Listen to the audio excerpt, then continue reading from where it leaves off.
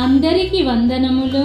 ఈ దినపు పరలోకపు మన్నా సమూయేలు 2వ గ్రంథము 1వ అధ్యాయము 17వ వచనం నుండి 27వ వచనం వరకు 2వ భాగముగా చూసినట్లయితే, యూదా వారికి అభ్యాసము చేయవలెనని దావీదు సౌలును గూర్చియు అతని కుమారుడైన యోనాతానును గూర్చియు ధనుర్గీతమొకటి చేసి దానిని బట్టి విలాపము సలిపెను.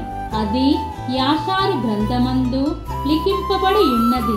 ఎట్లనగా, ఇశ్రాయేలు నీకు భూషణ మగువారు నీ ఉన్నత స్థలముల మీద హతులైరి. అహాహా, బలాఢ్యులు పడిపోయిరి. ఫిలిస్తీయుల కుమార్తెలు సంతోషింపకుండునట్లు, సున్నతి లేని వారి కుమార్తెలు జయమని చెప్పకుండునట్లు ఈ సమాచారము గాతులో తెలియజేయకుడి. అష్కేలోను వీధులలో ప్రకటన చేయకుడి. గిల్బోవ పర్వతములారా, మీ మీద మంచైనను వర్షమైనను ప్రథమ ఫలార్పణకు తగిన పైరుగల చేలేనను లేకపోవును గాక. బలాఢ్యుల ఢాలు అవమానముగా పారవేయబడెను. తైలము చేత అభిషేకింపబడని వారి దైనట్టు సౌలు డాలును పారవేయబడెను.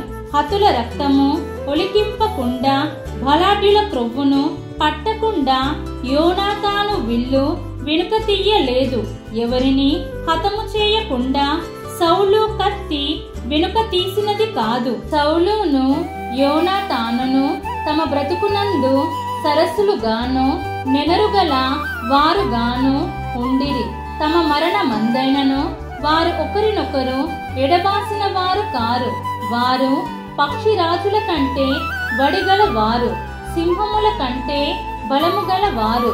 ఇశ్రాయేలీయుల కుమార్తెలారా, సౌలును గూర్చి ఏడ్వుడి.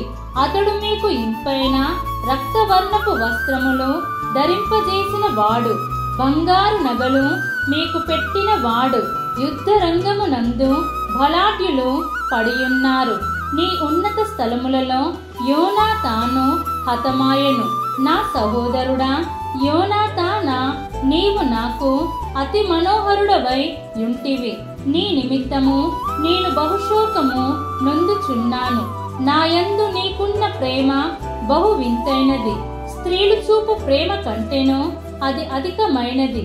అయ్యయ్యో, బలాఢ్యులు పడిపోయిరి, యుద్ధ సన్నద్ధులు నశించిపోయిరి. దీన్ని మనం అర్థం చేసుకున్నట్లయితే, ఈ అధ్యాయములోని 2వ భాగమును గమనిస్తే, ఇది దావీదు రాసిన విలాప గీతము.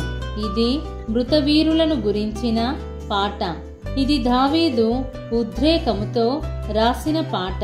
కాబట్టి ఆనాడు దావీదు తన స్నేహితుని పట్ల ఎట్టి ప్రేమను కలిగి ఉన్నాడో, మనం కూడా మన స్నేహితుల పట్ల అట్టి ప్రేమ గలవారమై జీవిద్దాం. మన ప్రభువైన యేసుక్రీస్తు కృప మనందరికీ తోడై ఉండునుగాక. ఆమేన్.